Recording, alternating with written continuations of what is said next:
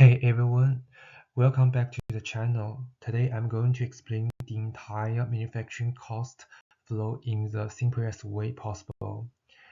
If you understand this one chart, you understand 90% of managerial accounting. First, we calculate direct material used. Take beginning direct materials and add purchases and subtract ending direct materials. That gives you the materials actually used in production. Only the amount used goes into work in process, not the inventory sitting on shelves. And next, we add up all the costs that go into making the product, direct material used, direct labor used, manufacturing overhead applied. When you add these three together, you get total manufacturing costs, which flow directly into work in process.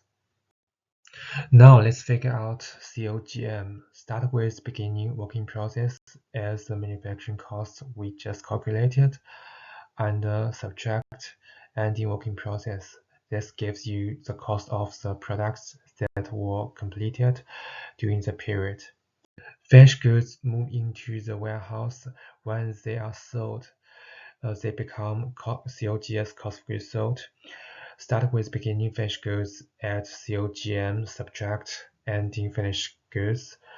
The result is COGS, which goes on the income statement as an expense. So in one clean flow, direct materials, work in process, finished goods, and then cost of goods sold.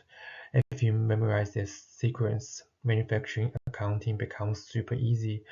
Hope this breakdown helps. Like and subscribe if you want more clear accounting content just like this.